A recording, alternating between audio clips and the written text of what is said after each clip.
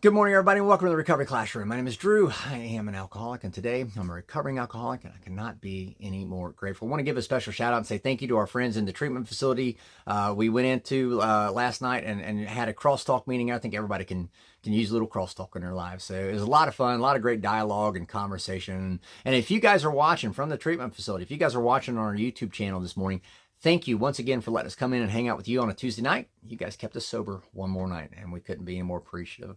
I had a conversation this morning with a friend of mine who has been indirectly affected by addiction. They're well aware of it, and they posed a question to me. It's a valid question. I appreciate the question. Why do I still identify myself as an alcoholic? Why did I just start this monologue by saying, my name is Drew, I am an alcoholic? Not was an alcoholic, but am an alcoholic. And it's been three and a half years since I've had my last drink. So why do I still do that? Valid question. And again, I appreciate it. There's this idea that, once you get clean and sober, you're no longer that person. You're no longer actively using or actively drinking. And I understand that. There's this idea that there's a negative connotation attached and you're living in the past and you don't want to carry that baggage along with you throughout the rest of your journey. I understand that. And a matter of fact, I respect that. I incredibly respect that. For me, I view it through a slightly different lens. My own personal experience, I view it through a slightly different lens. See, keep in mind, everyone recovers differently because, well, everyone is different, right? Even, AA recovers slightly different from NA, and NA recovers slightly different from CR. Even within the confines of a particular pathway, everybody within, say, AA, everyone recovers differently within AA. Everyone recovers differently within NA. So everyone recovers differently. And if that's what works for you, if that's an idea that you hold near and dear to your heart and it's what works for you, by all means, that's not for me to critique, to even consider. But for me personally, I have to say, and I will always say, I am an alcoholic. I may even say I'm a recovered alcoholic. That's fair. But why do I do that? Well, I have to do that for two incredibly important reasons. First and foremost, I will announce myself as an alcoholic to anyone who asks, even sometimes just volunteer that information. Because how many times did you suffer in silence, thinking to yourself, nobody's going to understand. I'm not going to say a word. Nobody's going to understand. Nobody's going to be able to associate and help anyway. And I don't want them to think any less of me, blah, blah, blah. So I identify myself as an alcoholic because I may be talking to a person who's having those very thoughts. I may be talking to a person who is suffering in silence just as I suffered in silence for many years.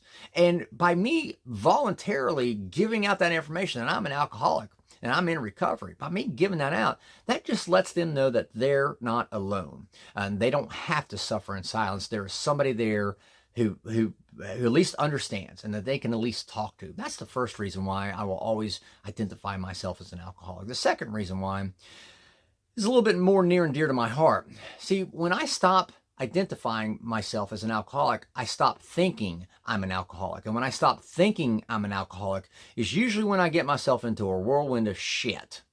Okay. I have 25 plus years of experience of me not thinking I'm an alcoholic. And I'm able to look back at that 25 years of experience of me not thinking I'm an alcoholic, and I'm able to see what a disaster I created. See, the big book is very clear. An alcoholic doesn't have a drinking problem. An alcoholic has a thinking problem. And the number one thing that we're thinking is that we're not alcoholic. That's the number one problem that alcoholics think and that drug addicts think is that we're not alcoholic, that we're not drug addicts.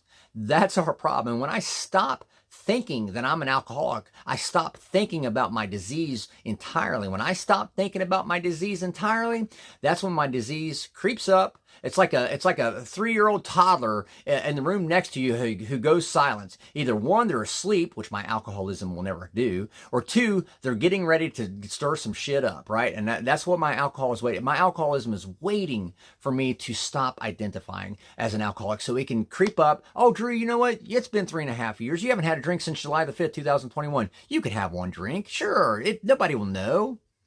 Whenever I stop identifying myself as an alcoholic, that's when the problems start. And in that same thread, I no longer drink, but I'm still an alcoholic, and I will always be an alcoholic, period. I am recovered, not cured, and that's the key. That's the key. Think of it as somebody with a peanut allergy. Let's say I have a peanut allergy and I eat a handful of almonds. Love almonds, by the way. Well, all of a sudden, my face swells up, my face gets flushed, my heart rate goes through the roof, my throat starts closing off, it starts making me becoming more and more difficult for me to breathe. Those are the symptoms of my allergy. Right? So my allergy is a peanut allergy, and all those things I just listed out are the symptoms or the manifestations of my allergy. You come along, you hit me with an EpiPen, my throat opens back up, my face stops swelling, my heart rate returns to normal, I am recovered from the symptoms of my allergy.